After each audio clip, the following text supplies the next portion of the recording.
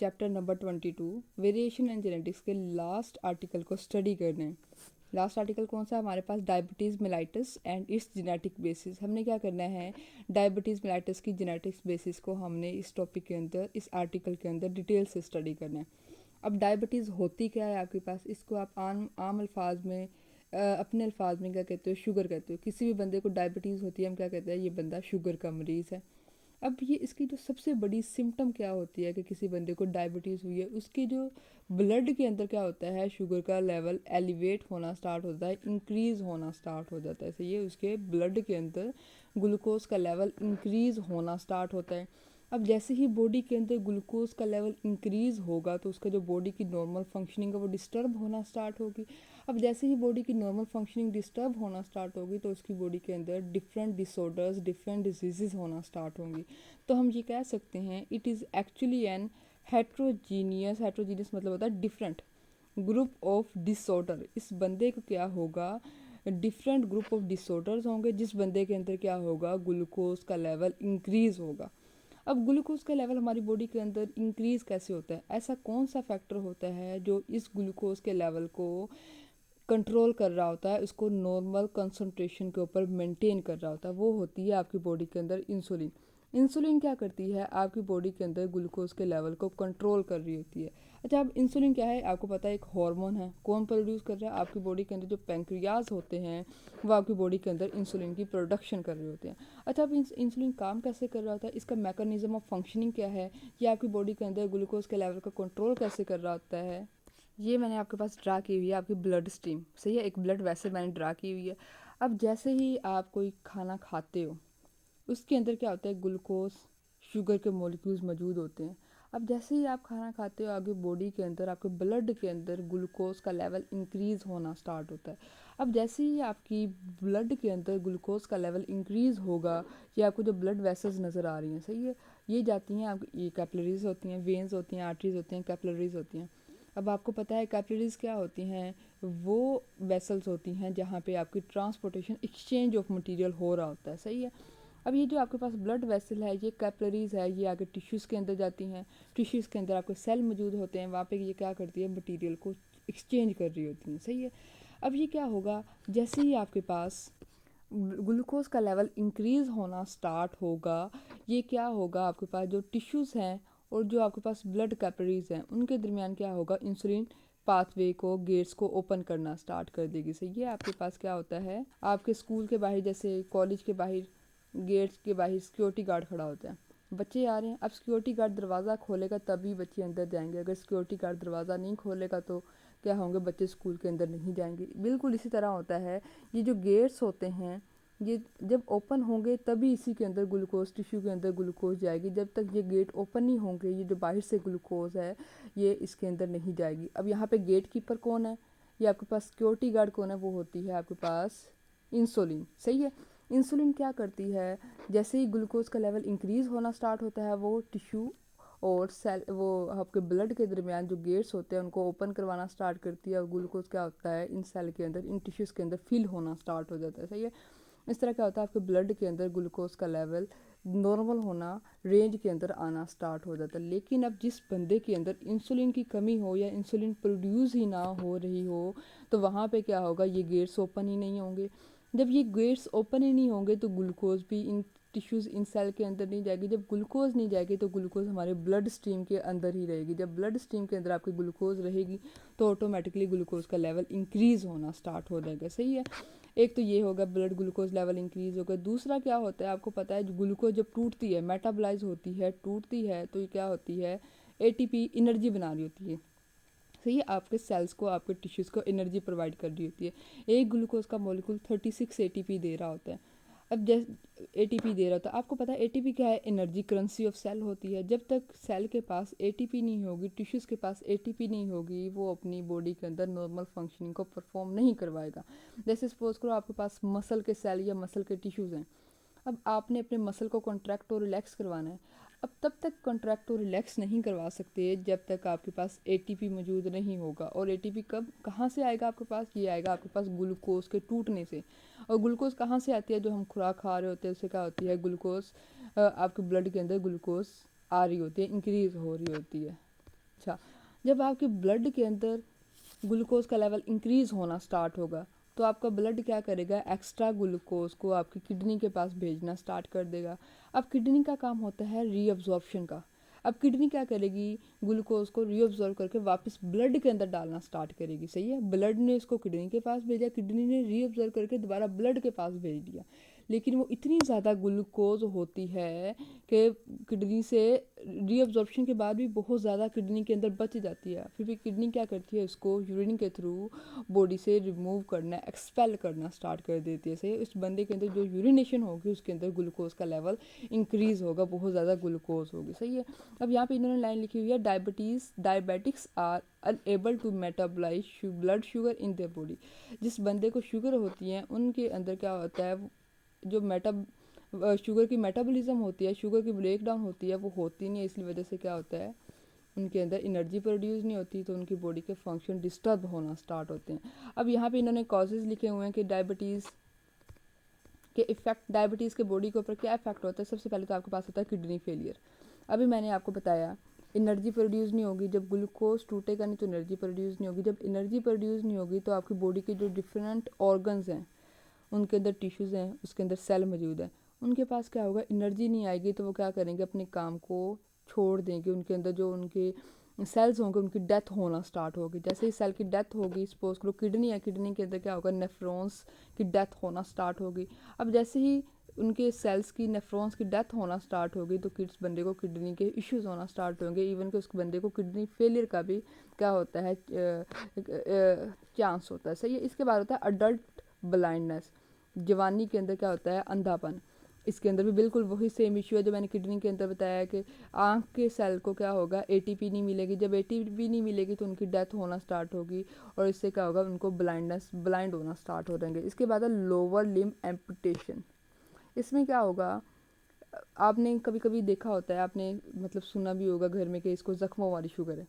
अब जिस बंदे को डायबिटीज़ होती है उनके अंदर healing of wounds slow process हो जाता है। अब जैसे सपोज करो नॉर्मल पर्सन है, उसको कहीं ज़ख़म, पाँव के ऊपर ज़ख़म आया है, कट लगा है, तो उसके अंदर क्या होता है, ब्लड क्लोटिंग होती है और वो क्या होता है, कट फील हो जाता है। सही है, ब्लड क्लोटिंग होती है, उसका ज़ख़म सही होना स्टार्ट हो जाता है। लेकिन जिनके अंदर डायबिटीज़ होती है उनके अंदर क्या होता है, हीलिंग प्रोसेस स्लो हो जाता है। इतना स्लो हो जाता है कि वहाँ पे कभी कभी जो ज़ख़म है, वाउंड है, उसके अंदर पस भरना स्टार्ट हो जाती है। जब पस भरना स्टार्ट होती है तो कभी कभी उसकी फिंगर या पाँव या कभी कभी पूरी की पूरी टांग भी काटनी पड़ जाती है। इतना उसके अंदर हीलिंग प्रोसेस कम हो जाता है। सही है, उनके अंदर वाउंड भरते ही नहीं है जल्दी और उनके अंदर क्या होता है, टांग काटनी पड़ जाती है। इसके बाद हार्ट की डिजीज़ के भी क्या होते हैं, चांसेस होते हैं। अब हार्ट की डिजीज़ के चांसेस बिल्कुल, जब मैंने ब्लाइंडनेस और किडनी फेलियर का बताया, बिल्कुल वही होता है कि हार्ट के सेल को जब एटीपी नहीं मिलती तो हार्ट के सेल की डेथ होना स्टार्ट होती है।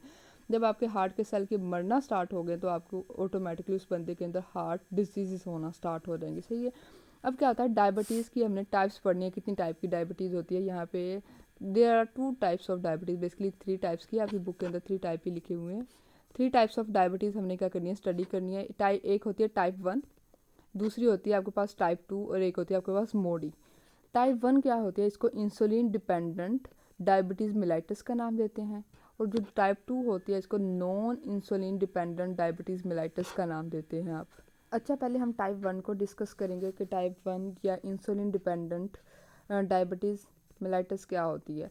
ये जो होती है ये ज़्यादातर अर्ली एज में होती है, बिफोर 40 ईयर्स, 40 साल से पहले क्या होता है, ये डायबिटीज़ होती है। इसलिए इसको हम जुवेनाइल डायबिटीज़, जुवेनाइल का मतलब है जवानी की डायबिटीज़ भी कह सकते हैं। सही है, इसमें क्या होता है, इसमें जो आपका पैंक्रियाटिक हार्मोन होता है, जो इंसुलिन होता है, उसकी डेफिशिएंसी होना स्टार्ट हो जाती है बॉडी के अंदर। या तो वो प्रोड्यूस ही नहीं होगा या उसकी प्रोडक्शन कम होना स्टार्ट होगी।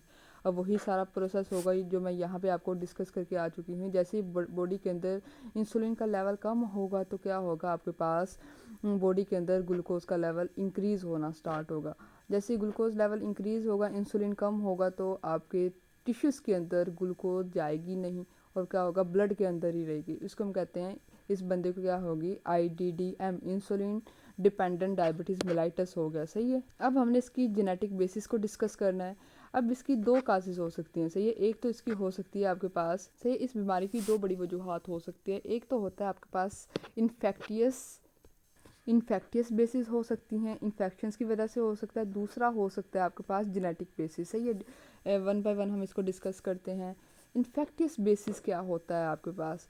अब होना तो ये चाहिए कि जैसे ही आपके बॉडी के अंदर बाहर से कोई इन्वेडर्स आए, सही है, बाहर से कोई बैक्टीरिया जर्म्स वगैरह आए, तो जो आपका इम्यून सिस्टम होता है उस बैक्टीरिया को, उन वायरस को, जो जर्म्स होते हैं उनको किल करता है। सही है, लेकिन कभी कभी क्या होता है, ये जो आपका इम्यून सिस्टम होता है वो बैकफायर, वो आपकी बॉडी को ही इफ़ेक्ट करना स्टार्ट कर देता है, आपकी बॉडी के खिलाफ ही एंटी बॉडीज़ को प्रोड्यूस करना स्टार्ट कर देता है, अपनी बॉडी के सेल को ही मारना स्टार्ट कर देता है। सही है, अब इसमें होता क्या है, कुछ ऐसे वायरसेस होते हैं, उनको क्या होता है, हमारी बॉडी के जो पैंक्रियाटिक सेल्स होते हैं, इंसुलिन होते हैं, जो बीटा सेल्स होते हैं, उनको बहुत अच्छे लगते हैं। सही है, अब जो वायरस क्या करते हैं, जैसे हमारी बॉडी के अंदर आते हैं, वो पैंक्रियाज के अंदर आते हैं और क्या करते हैं, आपके बीटा सेल के, सपोज करो ये हमारे पास बीटा सेल है। सही है, ये क्या करेंगे, बीटा सेल के ऊपर क्या करेंगे, उसको अपने इसको सराउंड करना स्टार्ट कर देंगे। सही, उसके इर्द गिर्द घेरा बनाना स्टार्ट कर देंगे।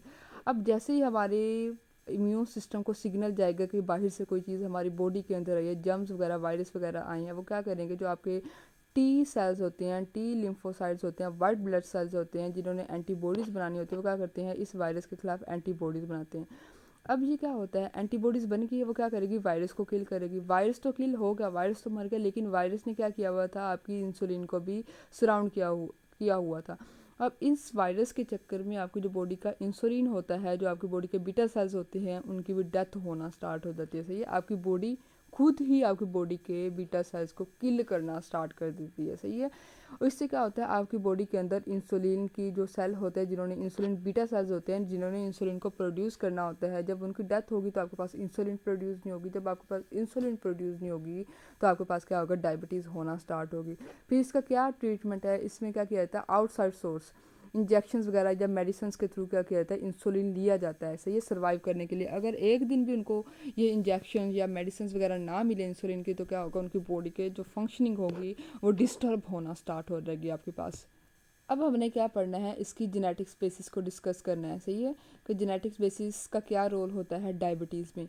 अब क्या होता है, सबसे पहले जो आपका जो इंसुलिन का जीन होता है, वो आपके जो क्रोमोसोम 11 है उसको शॉर्ट आर्म के ऊपर प्रेजेंट होता है। सही है, शॉर्ट आर्म के ऊपर क्या होता है, जैसे सपोज करो आपके पास ये एक क्रोमोसोम है, उसका एक ये आर्म है और एक ये आर्म है, ये होगा आपका शॉर्ट आर्म, जो नीचे वाला होगा उसका लॉन्ग आर्म होगा। इस आर्म के ऊपर क्या होता है, क्रोमोसोम नंबर 11 के इस आर्म के ऊपर क्या होगा, आपके पास इंसुलिन का जीन लोकेट होता है। अब ये जीन है, इसके अंदर पोलीमॉर्फिज्म बहुत ज़्यादा होती है। अब पोलीमॉर्फिज्म क्या होता है आपके पास, पोली का मतलब होता है मैनी, मॉर्फिज्म का मतलब होता है फॉर्म। अब ये जो इंसुलिन का जीन है, इसकी डिफरेंट फॉर्म्स, बहुत सारी फॉर्म्स मौजूद होती हैं, इसके अंदर बहुत सी वेरिएशंस होती हैं। अब इससे क्या होगा, किसी बंदे के अंदर ऐसा जीन होगा, मतलब ऐसे उसके अंदर इंसुलिन का जीन होगा जिसके अंदर माइनर सा भी, थोड़ा सा भी इफ़ेक्ट क्या करेगा, उस बंदे के अंदर डायबिटीज़ कॉज कर सकता है। और किसी बंदे के अंदर उसकी इम्यूनिटी इतनी स्ट्रॉन्ग होगी कि वो चाहे पूरी ज़िंदगी जितना मर्जी मीठा खाता रहे, सही है, उसके अंदर डायबिटीज़ नहीं होगी। क्यों? क्योंकि उनके जीन्स के अंदर, ये जो हमारे पास इंसुलिन के जीन है, इसके अंदर पॉलीमॉर्फिज्म होती है। किसी बंदे के अंदर ये जीन क्या होता है, डिफरेंट फॉर्म के अंदर होता है, दूसरे बंदे के अंदर क्या होगा, ये डिफरेंट फॉर्म के अंदर मौजूद होगा। इसके अंदर डिफरेंट वेरिएशंस मौजूद होती हैं। सही है, किसी के अंदर इम्यूनिटी कम होती है अकॉर्डिंग टू इंसुलिन जीन, और किसी के अंदर क्या होगा, इम्यूनिटी क्या होगी, बहुत ज़्यादा होगी। जैसे आप लोगों ने देखा होगा, बहुत से लोग होते हैं वो ऐसी कंडीशन में रह रहे होते हैं, वो बहुत ज़्यादा मीठा खा रहे होते हैं, बहुत सी ऐसी चीज़ें खा रहे होते हैं जिनसे उनके अंदर डायबिटीज़ के होने के चांसेस बहुत ज़्यादा होते हैं, लेकिन उनके अंदर डायबिटीज़ नहीं होती। और कोई आपने फैमिलीज़ देखी होंगी, ऐसी होती हैं जो बहुत कम मीठा खा रही होती हैं, बहुत परहेज़ कर रही होती हैं, सही है, लेकिन फिर भी उनको डायबिटीज़ हो जाती है। तो ये किसकी वजह से होता है, ये पॉलीमॉर्फिज्म की वजह से होता है, इंसुलिन के जीन्स की डिफरेंट फॉर्म्स की वजह से हो रहा होता है आपके पास। और फिर ये जो आपके पास होता है कि ये लक की बात होती है कि किसके पास कौन सी फॉर्म मौजूद है। सही है, अब अगर किसी एक फैमिली के अंदर क्या हो, डायबिटीज़ मेलाइटस के वो वाली फॉर्म मौजूद है जो ईज़िली इस बंदे के अंदर डायबिटीज़ हो जाए, फिर ये क्या होगा, उनके अंदर पूरी इनहेरिटेंस चलती है। सही, उनके फिर आगे बच्चों के अंदर, फिर बच्चों के आगे जो अगली जनरेशन प्रोड्यूस होती है, उनके अंदर भी क्या होता है, डायबिटीज़ होना स्टार्ट हो जाती है आपके पास।